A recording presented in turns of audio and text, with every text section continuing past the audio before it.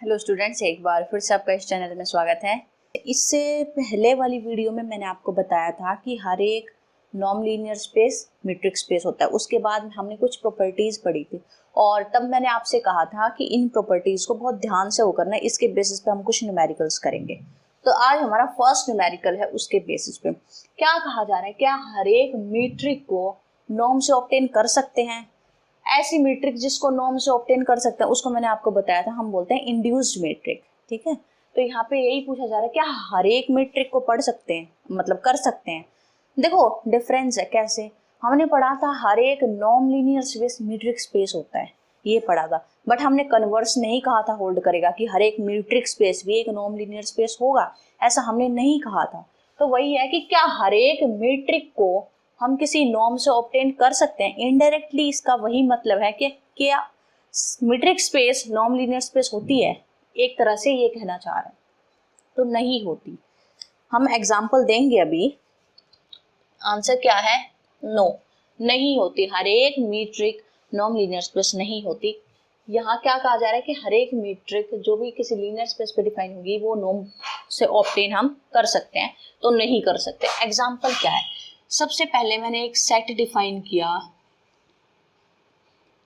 S क्या है, इसमें सारी सीक्वेंसेस हैं। कैसी सीक्वेंसेस, देखो सीक्वेंस भी अलग, एक कांस्टेंट सीक्वेंस होती है, एक स्केलर्स की सीक्वेंस होती है। तो हम कौन से वाली सीक्वेंस ले लें, स्केलर्स की सीक्वेंस ले रहे। स्केलर का मतलब यहाँ पे कोई रियल नंबर या फिर कॉम्प्लेक्स नंबर कुछ भी हो सकता है, हो गया। अब डी मैं मीट्रिक डिफाइन कर रही हूँ, क्या डिफाइन कर रही हूँ,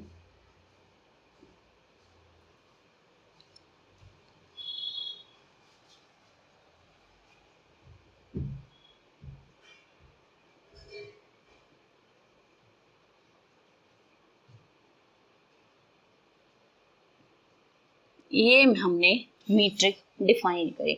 ओके, अब इस मीट्रिक को मैं सबसे पहले शो करूंगी कि ये मीट्रिक स्पेस है, एंड देन मैं शो करूंगी कि ये नॉन लीनियर स्पेस, हम इसको नॉर्म से ऑब्टेन नहीं कर पा रहे।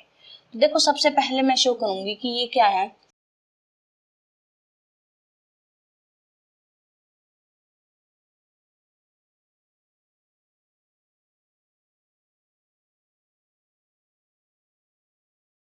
ओके। तो यहाँ पे ये क्या है, सीक्वेंसेस हैं। अब देखो आपको शो करना है कि ये मीट्रिक स्पेस है, तो सबसे पहली प्रॉपर्टी मीट्रिक स्पेस की क्या होती है कि ये डिस्टेंस जो है वो पॉजिटिव होनी चाहिए।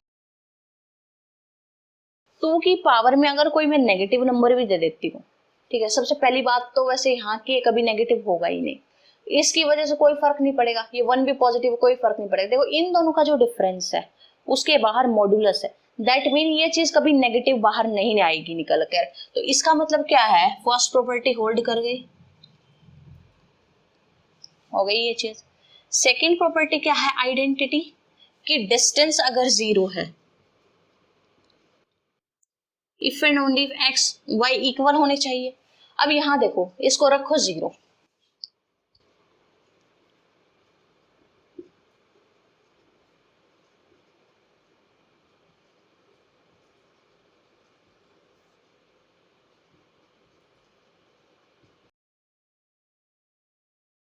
Equal to 0।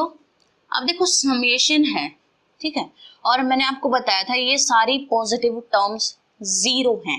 सारी पॉजिटिव टर्म्स अगर 0 हैं और ये देखो सबसे पहले देखो ये सारी पॉजिटिव टर्म्स है, मैंने आपको बताया था यहाँ ग्रेटर देन इक्वल टू नहीं, ग्रेटर देन 0 ही लिखो, सारी टर्म्स पॉजिटिव हैं। अब पॉजिटिव है प्लस उनका सम ले रहे हैं हम लोग, देखो समेशन है, पॉजिटिव टर्म का सम पॉजिटिव ही आएगा। अगर ये सम 0 है, पॉजिटिव नंबर्स का सम कुछ ना कुछ तो आएगा पॉजिटिव में, अगर वही 0 है तो इफ एंड ओनली इफ क्या होगा, जब हर एक टर्म 0 हो रही होगी तभी ये पॉसिबल है। इफ एंड ओनली इफ क्यों आया ये आपको पता होना चाहिए, जब हर एक टर्म 0 है तभी 0 होगा ये। फॉर ऑल के, हर एक के लिए ये चीज 0 है तभी 0 होगा, क्यों, क्योंकि 1 एंड -1 इन दोनों का सम 0 होगा, लेकिन 1 + 1 ये कभी भी 0 नहीं होगा, है ना। तो वहां से अब देखो डिनोमिनेटर, ये टर्म 0 के इक्वल है तो डिनोमिनेटर को इधर ले जाऊंगी 0 इंटू समथिंग 0, तो क्या बचा एक्स के minus Y k is equals to 0 for all k. फिर वही बात, मॉडुलस है, मॉडुलस कभी भी नेगेटिव नहीं आएगा, तो if and only if x के minus Y k is equals to 0 for all k, ये फॉर ऑल है,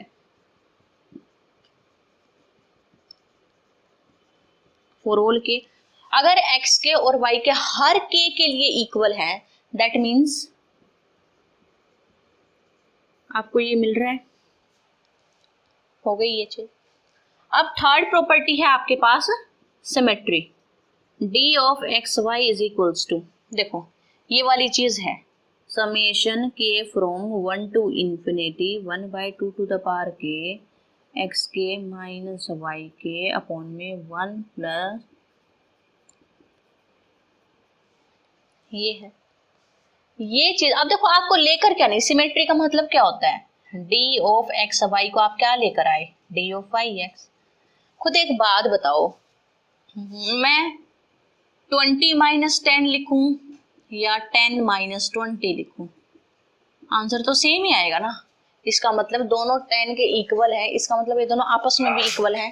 तो इसी चीज को मैं क्या ऐसे लिख सकती हूँ कि वाई के को पहले लिख दूं, एक्स के को बाद में लिख दूं, हाँ बिल्कुल लिख सकती हूँ।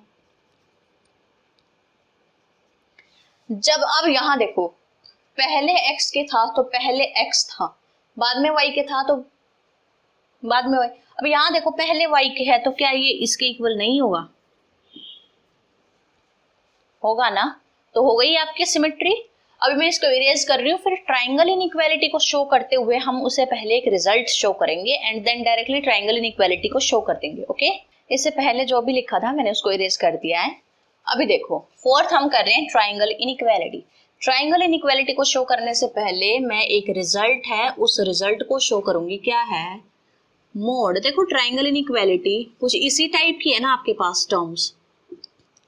ट्राइंगल इनइक्वालिटी लाने के लिए मेरे पास कुछ इस तरीके का रिजल्ट बनना चाहिए कि मैं इस ये ऊपर वाला तो हो जाएगा separate less than equal to लगा, लेकिन नीचे वाले को भी मैं सेपरेट कर पाऊं ऐसे, जो यहां वही यहां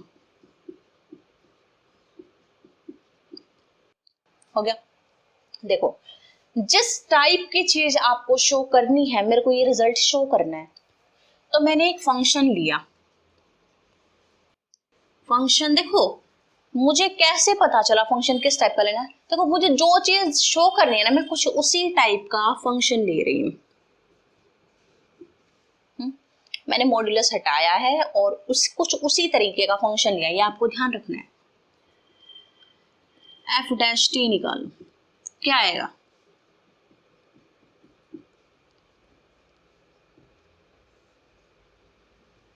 ये आएगा। तो क्या आया यहां से देखो,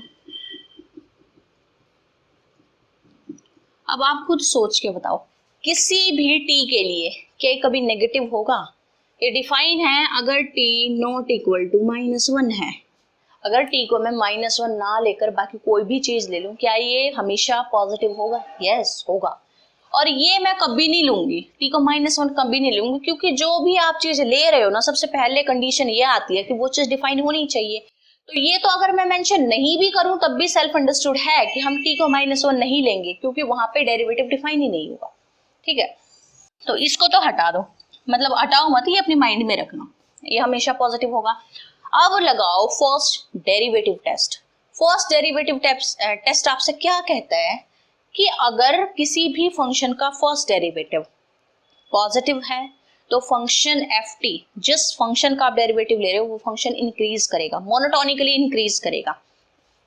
और अगर वो डेरिवेटिव नेगेटिव आ रहा है तो वो फंक्शन मोनोटोनिकली डिक्रीज करेगा।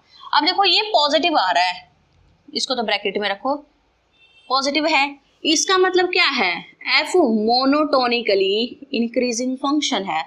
अब मोनोटोनिकली इंक्रीजिंग फंक्शन की डेफिनेशन आपको क्या कहती है, मैं मैथमेटिकली आपको बता रही हूँ, थियोरेटिकली नहीं लिख रही, मैथमेटिकली बता रही हूँ कि अगर कोई फंक्शन मोनोटोनिकली इंक्रीजिंग है तो इसका मतलब क्या होता है, अगर x y से छोटा है और आपका फंक्शन मोनोटोनिकली इंक्रीजिंग है तो ये भी इससे छोटा ही होगा या इक्वल हो सकता है। इक्वल क्यों ले रही हूँ, देखो मैंने मोनोटोनिकली इंक्रीजिंग का है, मैंने स्ट्रिक्ट वर्ड यूज नहीं करा है। मे बी फंक्शन आपका कांस्टेंट हो, तो अगर फंक्शन कांस्टेंट है तो डोमेन की किसी भी वैल्यू के लिए फंक्शन जो इमेज आएगी वो तो सेम ही आएगी, इस वजह से इक्वालिटी आई है। अगर मैं कहती स्ट्रिक्टली मोनोटोनिकली इंक्रीजिंग है तो ये इक्वालिटी हट जाती। अब इसे मोनोटोनिकली इंक्रीजिंग कह रही हूँ तो इक्वालिटी आएगी, ये होता है। अब देखो बाय ट्राइंगल इनइक्वालिटी, मैं इसको तो ऐसे लिख ही सकती हूँ, लिख सकती हूँ ना, लगाओ दोनों तरफ फंक्शन।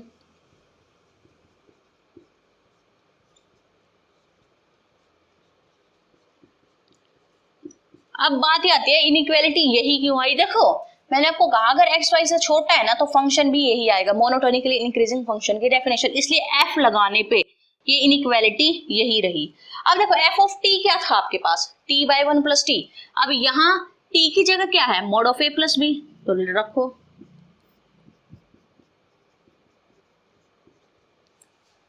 यहाँ क्या है,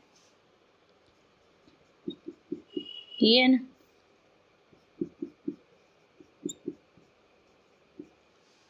अब देखो क्या इसको मैं ऐसे लिख दूं,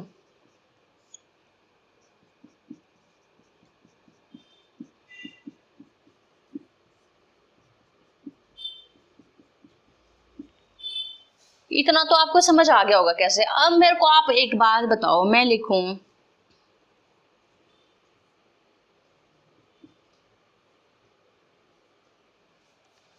क्या ये नंबर इससे छोटा नहीं होगा,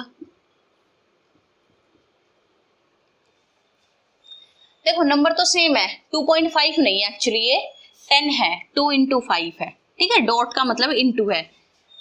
10 divide by 13, 12 plus 1 13, 10 divide by 13। यहाँ पे आप 10 को 13 से डिवाइड कर रहे हो, अब यहाँ देखो आप 10 को 7 से डिवाइड कर रहे हो, तो कौन सा नंबर बड़ा होगा, क्या ये नंबर बड़ा नहीं है, यानी जब मैं डिनोमिनेटर से कोई टर्म हटा रही हूँ तो ये नंबर बड़ा बन जा रहा है खुद से। तो यहां से देखो क्या इसको मैं ऐसे नहीं लिख सकती,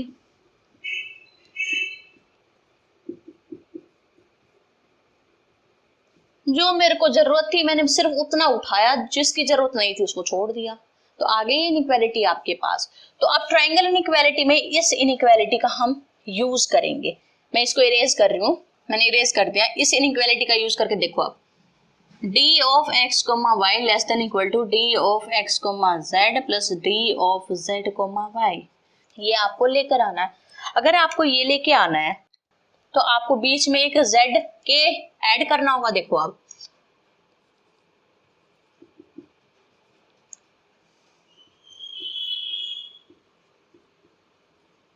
देखो इस टाइप का बनाना है आपको, इसलिए मैं पहले zk को सब्ट्रैक्ट कर रही हूँ, फिर zk को ऐड कर रही हूँ, डिनोमिनेटर में भी सेम कर दो।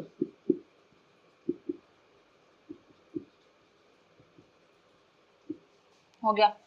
अब इस पे तो ट्रायंगल इनइक्वालिटी लग सकती है ना, इतने से पे लगाओ,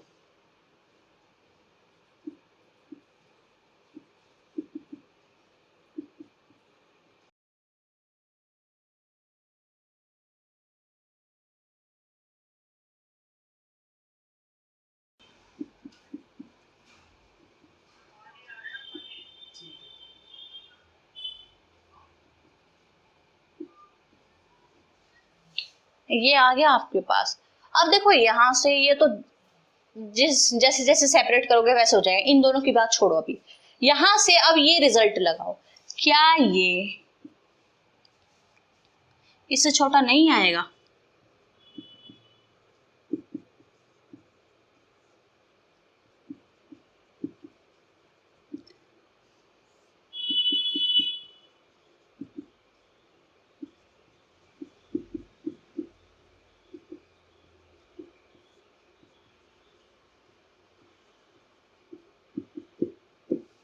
हो गया ये।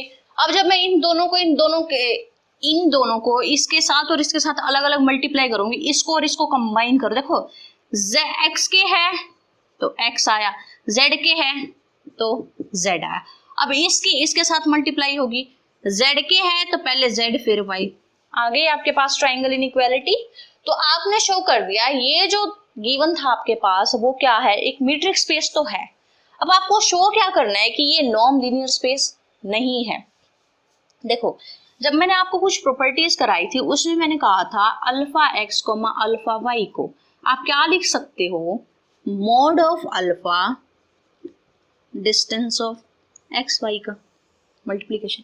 यानी इस चीज को आप ऐसे लिख सकते हो। हम इसी चीज का यूज करके वन लाइन में बताएंगे कि क्या हम इसको नॉर्म से ऑब्टेन कर सकते हैं कि नहीं कर सकते। बिकॉज अगर नॉर्म से ऑब्टेन कर पाते, अगर आपको इससे पहले वाली वीडियो में प्रॉपर्टीज आपने देखी है, तो नॉर्म से अगर ऑब्टेन कर पाते हम किसी भी मीट्रिक को तो उस पे ये कंडीशन सेटिस्फाई होनी होती है। लेकिन यहाँ देखो, रखो alpha x comma alpha y is equals to summation k from 1 to infinity 1 by 2 to the power k। x के जब x था तब x क्या आ रहा था, अब अल्फा मल्टीप्लीकेशन में है तो करो अल्फा से मल्टीप्लाई, अल्फा x के माइनस अल्फा y के डिनोमिनेटर में 1 प्लस अल्फा x के माइनस अल्फा y के। अब एक बात बताओ, देखो अल्फा दोनों में से कॉमन आ जाएगा, उसको मैं मोड से बाहर ले देती हूँ।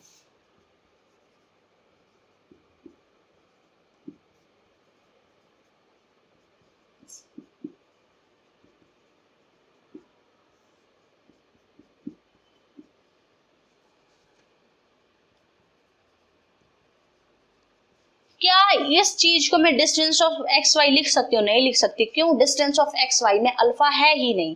दैट मीन्स मैं नहीं लिख सकती। अगर मैं नहीं लिख सकती तो क्यों नहीं लिख पा रही हूँ मैं? देखो मान लो आप कह रहे हो कि इसको आगे ले आओ कम हो जाएगा।